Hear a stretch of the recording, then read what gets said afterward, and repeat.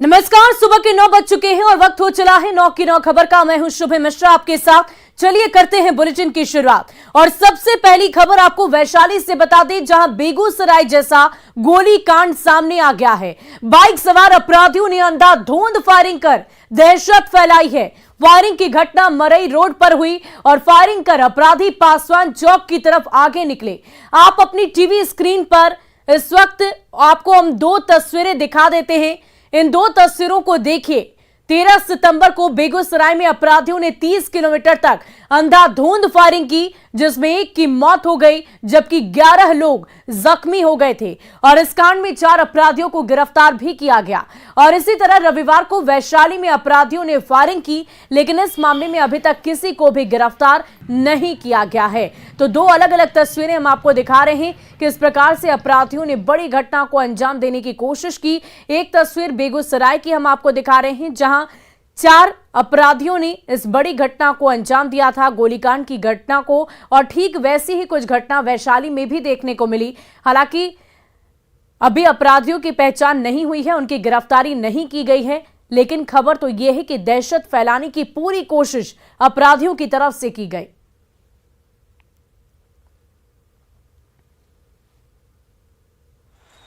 तो ये दो तस्वीरें इस वक्त आपकी टीवी स्क्रीन पर, दो अलग अलग तस्वीरें 16 सितंबर और 13 सितंबर की तस्वीर हम आपको दिखा रहे हैं। देखिए किस प्रकार से पहली तस्वीर जो बेगूसराय की है, जहां 4 अपराधियों ने बेखौफ होकर इतनी बड़ी गोलीकांड घटना को अंजाम दिया। सबसे पहले 11 लोगों पर फायरिंग की गई और इधर दहशत फैलाने की कोशिश वैशाली में की गई। एक बाइक सवार जिनको फायरिंग करते हुए राजेंद्र चौक की ओर चल गए। मोटरसाइकिल पर कितने लोग सवार? 2 आदमी। किधर से आ रहे थे? इधर वो पासवान चौक की ओर से आ रहे। कितने राउंड फायरिंग हुई है यहाँ पे? 3 राउंड। फायरिंग करने के बाद यहाँ पे क्या किस तरीके का माहौल था? कुछ नहीं, शोरगुल हुआ, लोग आया यहाँ देखना किया, थाना भी आया है, नगर थाना। सूचना मिली थी कि यहाँ फायर कोई किया है जी। मोटरसाइकिल से आए थे, गोली वहाँ गिरा हुआ था जी। और फिर खोखा और फिर कुछ देर के बाद ये लोग खोजे तो देख करके गए तो खोखा नहीं था और फिर आए ना वहाँ तो एक और खोखा आगे में लोग को मिला तो फिर आके दोबारा ही लिए हैं खोखा। और देखिए इसी बीच बेगूसराय से आपको बड़ी खबर बता दी, जहां बेखौफ अपराधियों का तांडव एक बार फिर देखने को मिला है। युवक को गोली मारी गई है। बाइक सवार अपराधियों ने युवक को गोली मारी। घायल युवक का इलाज इस वक्त चल रहा है। दरअसल अपराधी हथियार लहराते हुए वहां से फरार हो गए और पुलिस इस पूरे मामले की जांच में सघनता से जुटी हुई है। तो ये बड़ी खबर आपको बेगूसराय से बता रहे हैं, जहां अपराधियों का तांडव लगातार देखने को मिल रहा है। बेखौफ होकर अपराधी घूम रहे हैं और बड़ी बड़ी घटनाओं को अंजाम दे रहे हैं। अभी से कुछ दिन पहले ही एक बड़ी घटना घटी, गोलीकांड को लेकर पूरे देश भर में बेगूसराय की चर्चा हुई और आज एक बार फिर से घायल युवक का इलाज जारी है। युवक को गोली मारी गई। पुलिस इस पूरे मामले की छानबीन में जुटी हुई है। बेगूसराय से ये बड़ी जानकारी आपको दे रहे हैं।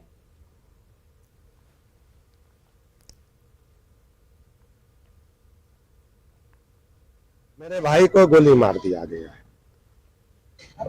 मेरा भाई जो है घर से 500-700 मीटर दुकान है, सामान लेने जा रहा था, पीछे से 2 बाइक सवार गोली मार दी। और देखिए हजारीबाग हादसे में यह बड़ा खुलासा हुआ है। हादसे के शिकार यात्रियों का खुलासा, टाटी झरिया तक सब कुछ ठीक था और हादसे से पहले बंद एसी हो गई थी बस की और ड्राइवर ने उतरकर उसे चेक भी किया था। हजारीबाग में बस बदलने की बात भी सामने आई थी और बाइक सामने आने पर ब्रेक लगा दी गई। 90 से लेकर 100 किलोमीटर की स्पीड में उस वक्त बस थी और हादसे के बाद ग्रामीणों ने बहुत बड़ी मदद की और सभी लोगों को रेस्क्यू किया। ये बड़ी खबर हम आपको बता रहे हैं हजारीबाग बस हादसे से जुड़ी हुई, जिसमें लोगों ने बड़ा खुलासा किया है कि बस का एसी पहले ही खराब हो चुका था और इस बात की सूचना ड्राइवर को थी।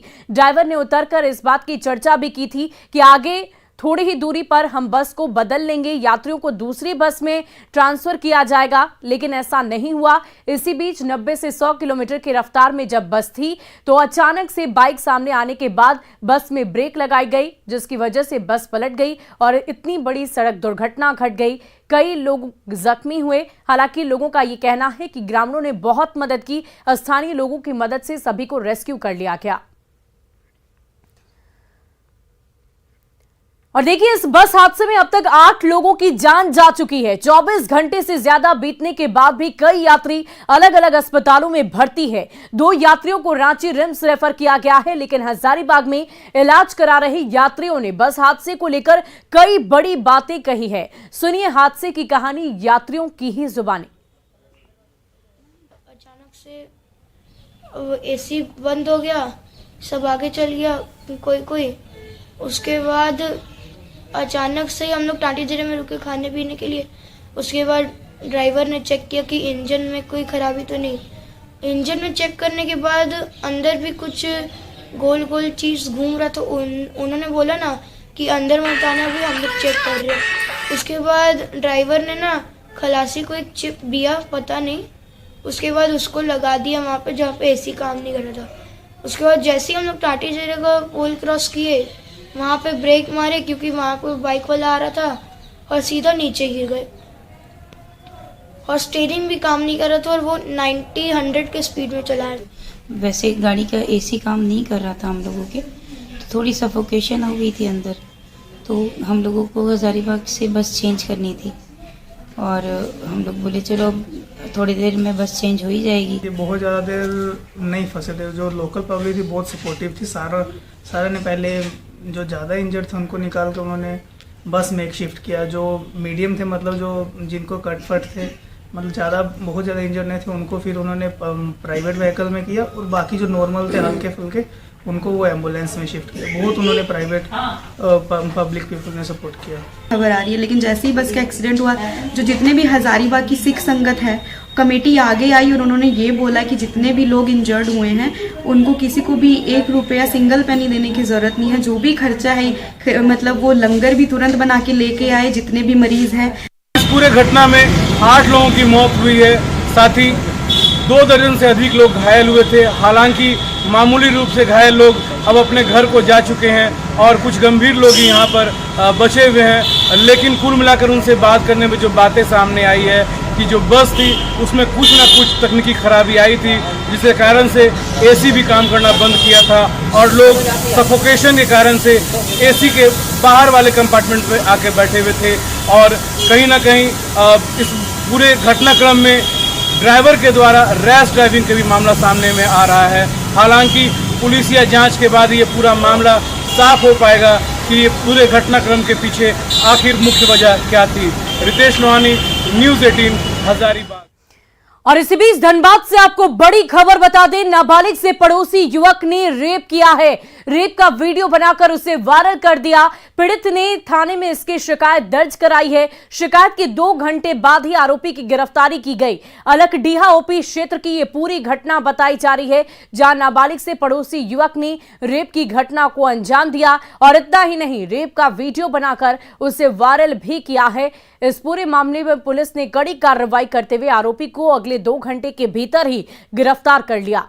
बता दें कि ये पूरा मामला अलकडीहा ओपी थाना क्षेत्र का बताया जा रहा है। धनबाद से ये बड़ी खबर आपको बता रहे हैं। उसका वीडियो बना करके वीडियो वायरल किए जाने का आवेदन दिया गया था। बच्ची के आवेदन पे कांड अंकित किया गया है, और इस कांड में अभियुक्त की गिरफ्तारी की गई है। अभियुक्त को मतलब कि न्यायालय अग्रसारित किया जा रहा है, अग्रिम कार्रवाई की है। और बगहा से 1 महीने पहले गायब हुआ प्राइवेट कंपनी का पिकअप वैन तिरहुत नहर में मिला। 23 अगस्त की रात पटना से बगहा डिलीवरी देने आया पिकअप वैन ड्राइवर समेत गायब हो गया था, जिसके बाद मामले में एफआईआर दर्ज कराई गई थी। आवेदन में कहा गया था कि लूटपाट की नीयत से ड्राइवर के साथ पिकअप को गायब किया गया। ऐसे में पिकअप वैन के मिलने के बाद ड्राइवर की भी तलाश की जा रही है। पता चला पानी कम हुआ है, तो पता चला कि ये पिकअप वाहन गिरा हुआ है नदी में, और वही वो तलाश है, उसको निकालने का प्रयास किया जा रहा है, और भी तलाश किया जा रहा है।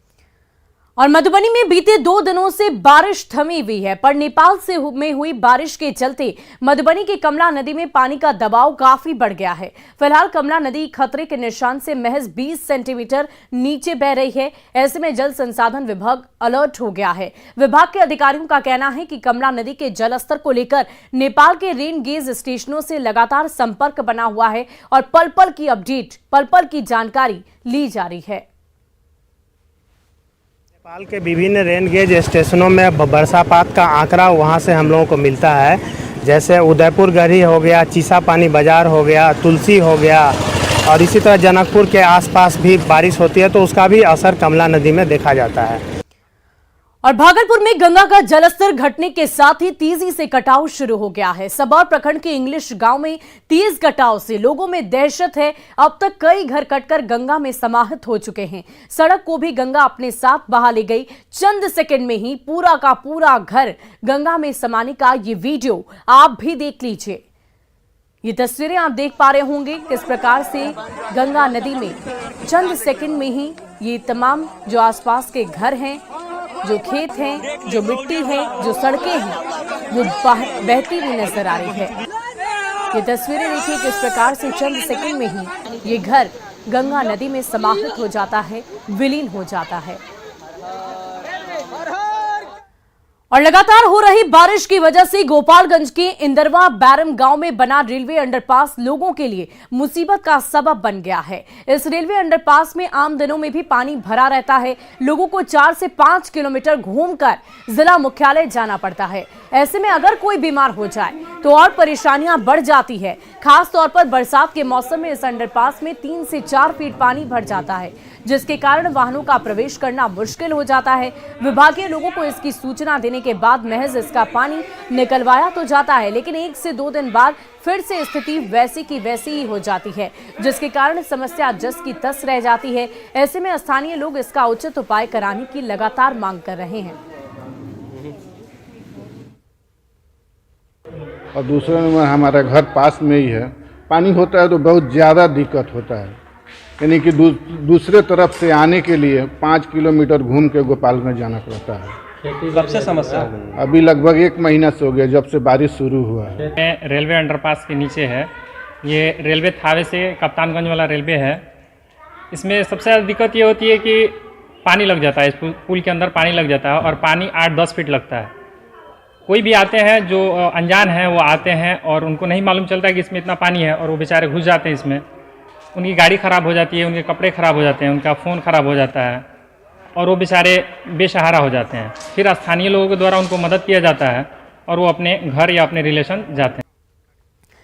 और अगली खबर झारखंड से, जहां मुख्यमंत्री हेमंत सोरेन विकास योजनाओं को गति देने के लिहाज से आज विभागीय समीक्षा करेंगे। इसे लेकर सत्ता पक्ष और विपक्ष आमने सामने हैं। जेएमएम का कहना है कि एक निश्चित समय सीमा के अंदर योजनाओं को पूरा करने के मद्देनजर ये एक अच्छा कदम है, एक अच्छी पहल है। वहीं मुख्य विपक्षी दल बीजेपी के अनुसार पिछले 3 साल में सरकार हर काम करने में विफल ही साबित हुई है। ग्रामीण क्षेत्रों में सड़क निर्माण के लिए आवंटित राशि खर्च नहीं हो पा रही।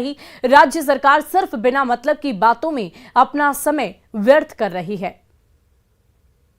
विकास की योजनाएं तो इस राज्य में बहुत गति के साथ में चलाई जा रही है, लेकिन उसकी समीक्षा करके विभागवार अगर माननीय मुख्यमंत्री समीक्षा कर रहे हैं तो निश्चित रूप से आने वाले दिनों में विकास की गति और तेज होगी। देखिए, इस राज्य का दुर्भाग्य है कि लगभग 3 वर्ष सरकार को होने चले हैं और ईमानदारी पूर्वक आप गांव में जाकर के, देहात में जाकर देखेंगे कि तो काम 0% है। डेवलपमेंट के कार्य सारे बंद पड़े हुए हैं।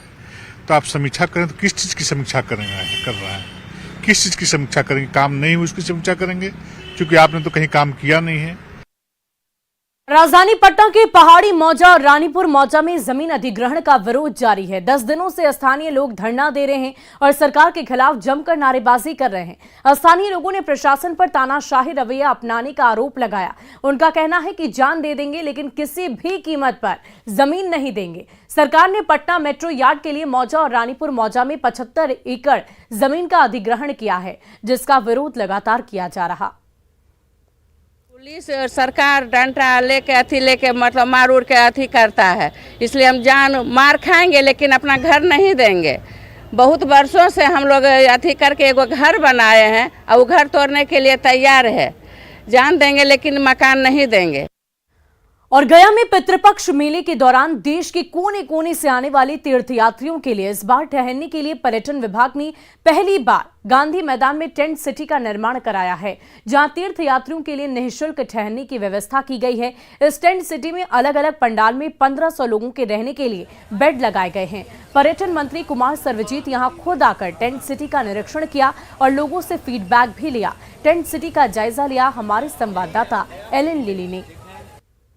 और शुरू से हमारा ये संस्कार रहा है कि अतिथियों को हम सेवा करते हैं और ये भगवान बुद्ध और विष्णु की पवित्र धरती है। तो मेरी नैतिक जिम्मेवारी है, मेरा कर्तव्य है कि यहाँ से एक अच्छा संदेश लेके जाएं। बहुत यहाँ व्यवस्था बहुत बढ़िया है, ऐसा नेपाल में अभी तक हम नहीं देखे थे। आज जो इंडिया आए ये सब जो जितना हम देखे बहुत अच्छा हमको लगा। और प्रधानमंत्री नरेंद्र मोदी के सपने को साकार करने के मकसद से IRCTC एक विशेष ट्रेन की शुरुआत करने जा रही। 10 अक्टूबर को दरभंगा से देश भर के धार्मिक स्थल भ्रमण के लिए स्वदेश दर्शन पर्यटन ट्रेन चलेगी। ये ट्रेन प्रमुख ज्योतिर्लिंगों यानी कि प्रसिद्ध मंदिर और कई दार्शनिक जगहों का भ्रमण कर 11वें दिन वापस लौट आएगी। इस ट्रेन में न सिर्फ यात्रियों के लिए सभी प्रकार की मुकम्मल सुविधा होगी, बल्कि टूर के दौरान रात्रि विश्राम भी होटल में कराने की व्यवस्था की जाएगी। दरभंगा को पर्यटन के लिए विश्व पटल पर, मिथिलांचल को पूरे विश्व के पटल पर एक टूरिज्म डेस्टिनेशन बनाना चाहते हैं। जिस तरह से बोध गया है, जिस तरह से आगरा ताजमहल है, उस तरह से हम लोग दरभंगा को भी, मिथिलांचल को भी दुनिया में टूरिज्म के नक्शे पर लाना चाहते हैं। वहीं नवादा में तीसरे इंटरनेशनल फिल्म फेस्टिवल का आयोजन धूमधाम से किया गया। जाने माने एक्टर और फिल्म प्रोड्यूसर राहुल वर्मा और उनकी टीम के नेतृत्व में अंतर्राष्ट्रीय फिल्म महोत्सव का आयोजन संपन्न किया गया। फिल्म फेस्टिवल में 81 देशों में 79 भाषाओं में कुल 2900 फिल्में आई और फेस्टिवल में मुख्य अतिथि के तौर पर बॉलीवुड एक्टर मुश्ताक खान और डायरेक्टर अनिल दुबे शामिल हुए।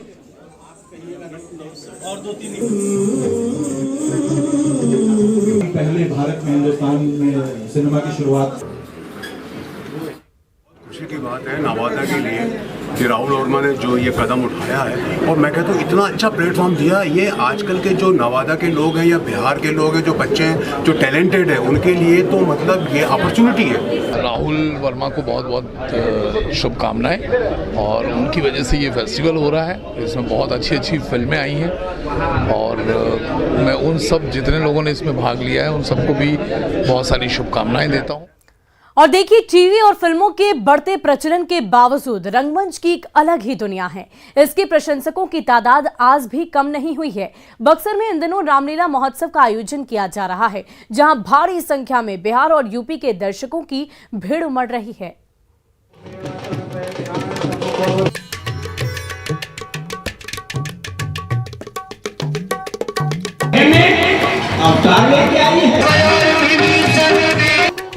मंच पर प्रथम पूज्य भगवान गणेश, भक्तगण पूजा अर्चना में जुटे। कहीं भगवान विष्णु के साथ माता लक्ष्मी। ये तस्वीरें हैं बक्सर रामलीला की, जिसे देखने के लिए न सिर्फ बिहार बल्कि यूपी से भी बड़ी संख्या में लोग पहुंचे हैं। रामलीला के कलाकार दर्शकों का मन मोह रहे हैं। दर्शक जय जयकार कर रहे हैं। केवल धर्म का संचालन करने के लिए, धर्म की ध्वजा धारण करने के लिए रामायण का संचालन किया है। इस वजह से सब लोग देखते आते हैं, सब इसमें समाहित होते हैं। कहते हैं रंगमंच वो आईना है जो समाज में व्याप्त अच्छाइयों और बुराइयों को लोगों के सामने पेश करता है, बुराई पर अच्छाई की जीत का संदेश देता है। रामलीला का कार्यक्रम प्रमुख सांस्कृतिक कार्यक्रमों में से एक है, जिसका सालों से मंचन किया जा रहा है। मर्यादा पुरुषोत्तम राम के जीवन की घटनाओं पर आधारित रामलीला से लोगों को सीख मिलती है। मर्यादा पुरुषोत्तम भगवान रामचंद्र जी ने मानवता सिखाई हमें कि किस प्रकार से एक भाई से भाई मिलकर के रहें, माता पिता की किस प्रकार से सेवा करें, शुश्रूषा करें, गुरुजन की किस प्रकार से सेवा करें। आज यह रामलीला के माध्यम से हम लोग दिखाएंगे। रामलीला का मंचन शारदीय नवरात्र के आरंभ से शुरू होता है। दशहरे के विजयादशमी के दिन रावण वध से इसका समापन होता है। बक्सर से पुष्पराज पांडे की रिपोर्ट। और फिलहाल इस बुलेटिन में अभी के लिए बस इतना ही, लेकिन न्यूज़ 18 बिहार झारखंड पर खबरों का सिलसिला लगातार जारी है।